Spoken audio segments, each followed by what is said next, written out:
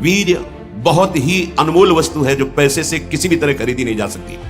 इसी के बल से आप देवता बन सकते हैं, इसी के बल से आप ब्रह्मा बन सकते हैं, इसी के बल से आप ब्रह्म स्वरूप होकर मुक्त हो सकते हैं। भगवान शंकर कहते हैं कि जो वीर्य को नष्ट कर रहा है वो मरा हुआ पुरुष है, और जो वीर्य को संचित कर रहा है वही परम जीवन वाला कहा जाता है, महान जीवन वाला कहा जाता है। इसको धारण करने वाला कभी अकाल मृत्यु से नहीं मर सकता।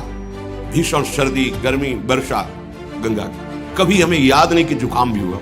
ब्रह्मचर्य एक महान बल, महान तेज है जो कभी तुम्हें झुकने नहीं देगा, टूटने नहीं देगा। ब्रह्मचर्य का पूर्ण अर्थ है निरंतर ब्रह्म चिंतन में मगन रहना। तो जब तक इंद्रियां विषयाभिलाषी होकर विषयों में विचरण करती रहेंगी तब तक भगवत चिंतन नहीं हो सकता है। हमें सावधान होना है।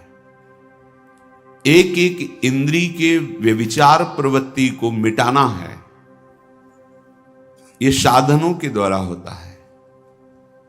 कृपा से हमें साधन मिला है। वाणी का जो दोष है नाम गुण कीर्तन से नष्ट हो जाता है। श्रवणेन्द्री जो दोष युक्त है ये नाम गुण कीर्तन श्रवण से नष्ट हो जाती है। नेत्र जो है संत दर्शन, भगवत श्री विग्रह दर्शन और सब में भगवत भाव से नेत्र पावन हो जाते हैं। इसी तरह समस्त इंद्रियों को एकमात्र परमात्म स्वरूप में लगाना ही पूर्ण ब्रह्मचर्य है। प्रधानता रसेंद्री और जनेन्द्री का खेल ज्यादा नचाता है।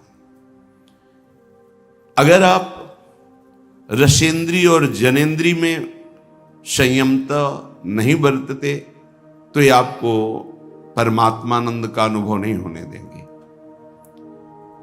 जब तक प्रभु की सुख का अनुभव नहीं होता, भगवदानंद का, तब तक लाख कसम खा लो ये आपको विचलित करती रहेंगी इंद्रियां।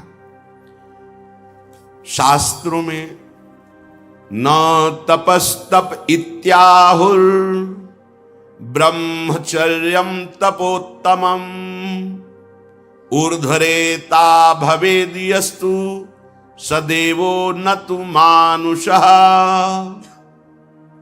ये महान पुरुषों के वचन हैं, आचार्य महापुरुषों के, और स्वयं भगवान शंभु ज्ञान समुद्र उनके भी वचन हैं। ब्रह्मचर्य अर्थात वीर संचय, इससे बड़ा उत्कृष्ट तप कोई नहीं। सबसे बड़ी तपस्या है वीर संचय। इससे बढ़कर तपश्चर्या तीनों लोकों में और विविध शास्त्रों में कोई भी नहीं पाई गई। सबसे बड़ी तपश्चर्या वीर संचय। जो बाल्यावस्था से वीर संचय किया, कोई ऐसी असत क्रियाएं नहीं की और भगवत चिंतन परायण रहा, तो वो ऊर्ध्व रेता हो जाता है। रेत कहते वीर को, रेता। ऊर्ध्व माने ऊर्ध्वगामी, अधोगामी नीचे पतित नहीं हुआ। ये अखंड वीर धारण करने वाला कोई मनुष्य नहीं हो सकता। वो साक्षात देव हो जाता है, भगवत स्वरूप हो जाता है। वो मनुष्य धरा से ऊपर उठ जाता है, उसमें दिव्यता आ जाती है, देव दिव्यता आ जाती है। कोई भी ऐसी सिद्धि नहीं जो ब्रह्मचारी को प्राप्त ना हो, पर उसका प्रयोग करेगा तो फिर भगवत प्राप्ति में बाधा आ जाएगी। होय बुद्धि जो परम शयानी, तीन तन चितई न अनहित जान, अपना हान कर देंगे। इसलिए उनकी तरफ, सिद्धियों की तरफ नहीं देखते। जब अंतःकरण पवित्र और भगवत चिंतन परायण, तो अपने आप जैसे दीवाल का पर्दा, पीछे कौन बैठा नहीं दिखाई देगा, लेकिन दृष्टि दिव्य हो जाए तो त्रिभुवन की कोई भी वस्तु देख सकते हो, कोई पर्दा उसकी आंखों में नहीं रहेगा, वो दिव्य हो जाता है। जो वीर संचित करके ऊर्ध्वरेता अखंड ब्रह्मचारी, उसकी दिव्य दृष्टि हो जाती है। ब्रह्मचर्य की महिमा शास्त्रों में बहुत वर्णन है, परंतु आज हमारा समाज, हमारा मन इस महामहिम ब्रह्मचर्य का विस्मरण करके नीचता की भोग भूमि में उतर गया है। नीचता की भोग भूमि में उतर गया है। ये मन भोगों का दास हो चुका है। ये अपने स्वरूप से दलित, दुर्बल, निंदनीय हो गया है। इसका जो पद है स्वाभाविक वो परमानंदमय है। ये अपने पद से भ्रष्ट हो गया है। ये भोगों को भोगते हुए इतना दुर्बल हो गया कि निंदनीय आचरणों में उतर गया है। इसका भयंकर दुष्परिणाम उसको दिखाई नहीं देता है। इसमें तनिक भी संदेह नहीं कि मनुष्य की उल्लास, उत्कंठा, तेज, दिव्यता, इसका नाश केवल ब्रह्मचर्य हानि से होता है। ब्रह्मचर्य का जो ह्रास है, ब्रह्मचर्य नाश, हमारा संपूर्णतया नाश। उस सत्य मार्ग में नहीं चल सकता जो व्यभिचारी है, उसे शुभ गति नहीं मिल सकती। शुभ गति व्यभिचारी, प्रश्न ही नहीं उठता। कुछ नित्य निज जनों से बाबा की, पूज्य उड़िया बाबा की ऐसी सरस वार्ता होती रहती थी। एक दिन एक उसमें महत्व विद्वज्जन आए और बड़ा ज्ञान शास्त्रों का रखते थे। बाबा से कहा, बाबा आप बता सकते हो मेरी कौन सी गति होगी? बाबा ने इसे देखा, बोले शुभ गति तो तुम्हारी कई जन्मों में नहीं होगी। अभी अपमान जैसा लगा शास्त्रों, फर्राटे भरने की जरूरत नहीं। वो तो ब्रह्मबोध संपन्न महापुरुष थे। इसी शब्द का उच्चारण किया, शुभ गति व्यभिचारी। अब आप इसका चिंतन करना, उनसे कहा। सर नीचा हो गया, क्योंकि वो दृष्टि से देख रहे हैं। आपको ज्ञान बहुत है, लेकिन आपने अपनी इंद्रियों का संयम नहीं किया। ज्ञान का मतलब केवल वाणी से बोलना नहीं है, मन से मनन करके उसको आचरण में उतारना है। हमारा सुख, आरोग्यता, तेज, विद्या, बल, सामर्थ्य और स्वातंत्रता, ये सब ब्रह्मचर्य के ऊपर निर्भर है। ब्रह्मचर्य है, हमारा जीवन आनंदमय है। ये हमारे जीवन का आधार स्तंभ है। आधार स्तंभ टूट जाने पर कितना भी कीमती भवन हो ढह जाता है, वैसे ही वीर्य नाश होने पर सर्वस्व नाश हो जाता है। हमारे ब्रह्मचर्य का बहुत बड़ा हमारे मानव जीवन पर प्रभाव है। मरणम बिंदु पातेन जीवनम बिंदु धारणात्, शास्त्र कहते हैं। भगवान शंकर कहते हैं कि जो वीर्य को नष्ट कर रहा है वो मरा हुआ पुरुष है, और जो वीर्य को संचित कर रहा है वही परम जीवन वाला कहा जाता है, महान जीवन वाला कहा जाता है। इसको धारण करने वाला कभी अकाल मृत्यु से नहीं मर सकता। ब्रह्मचर्य जीवन जिसका है उसमें कभी कोई अभाव नहीं खटकता हृदय में। ये होता तो ठीक, अभाव नहीं। इतनी संतुष्टता, इतनी शीतलता, इतनी सहन शक्ति, इतनी गंभीरता। भीषण सर्दी, गर्मी, वर्षा गंगा की, कभी हमें याद नहीं कि जुकाम भी हुआ हो, बुखार आया हो, कभी नहीं। ये तो पूर्व कर्मानुसार मां के गर्भ से ही किडनी की ऐसी रचना हुई। ये कोई इन्फेक्शन नहीं है, ये गर्भ से इसकी रचना हुई है। अब वो पूर्व कर्म परास्त कर रहा है। कभी कहीं कभी कोई निराशा नहीं हुई, कभी हताश नहीं हुए। एक नवीन उत्साह। कई कई दिन भोजन न मिलने पर कभी ऐसा नहीं कि ऐसे बैठो, एक नवीन उत्साह। ब्रह्मचर्य एक महान बल, महान तेज है जो कभी तुम्हें झुकने नहीं देगा, टूटने नहीं देगा।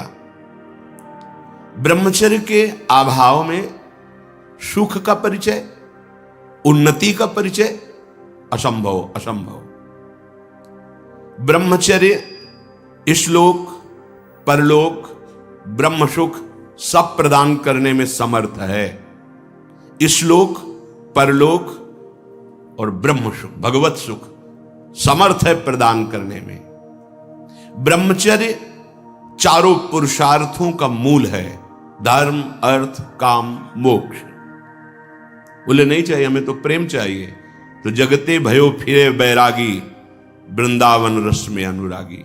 अभी श्रीपाद ने कहा कि दैवोपन्नान कृतात्म वृत्ति श्री कृष्ण चंद्रेति रसानुवृत्ति, वृंदावनैकार्पित चित्त वृत्ति। अगर तुम भोगों का चिंतन करोगे तो प्रिया प्रीतम का चिंतन बन पाएगा क्या? क्रियाएं भागवती भले कर लो थोड़ी, चिंतन आपका वही विषय होगा। तो चिंतन परिणाम लाता है। भगवत प्राप्ति का जो भाव स्थिति आती है वो चिंतन से आती है। चाहे धर्म का पालन हो या अर्थ का पालन हो या कामनाओं की पूर्ति हो या कामनाओं की निवृत्ति, मोक्ष, ये ब्रह्मचर्य प्रदान करता है, ये मुक्ति दाता है। वीर्य बहुत ही अनमोल वस्तु है जो पैसे से किसी भी तरह खरीदी नहीं जा सकती। इसी के बल से आप देवता बन सकते हैं, इसी के बल से आप ब्रह्मा बन सकते हैं, इसी के बल से आप ब्रह्म स्वरूप होकर मुक्त हो सकते हैं। बिना ब्रह्मचर्य धारण किए हुए कोई उत्तम पदवी को प्राप्त नहीं हुआ। शास्त्र साक्षी है इसके।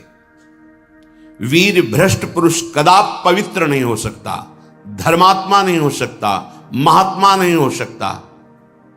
बिना ब्रह्मचर्य के भले पुण्य प्रताप से इंद्र पद भी प्राप्त हो जाए तो वो तुच्छ पद दलित हो जाता है, भ्रष्ट हो जाता है। जैसे महाराज नहोश भोग प्रवृत्ति सची जी के प्रति भ्रष्ट हो गए, पद दलित हो गए इंद्र पद से और अजगर बने। सामान्य मनुष्य की तो बात ही क्या है। ब्रह्मचर्य बहुत बड़ी हमारी निधि है। ब्रह्मचर्य संपूर्ण विद्याओं को प्रकाशित कर देता है। ब्रह्मचर्य समस्त वैभवों का स्वामी बना देता है।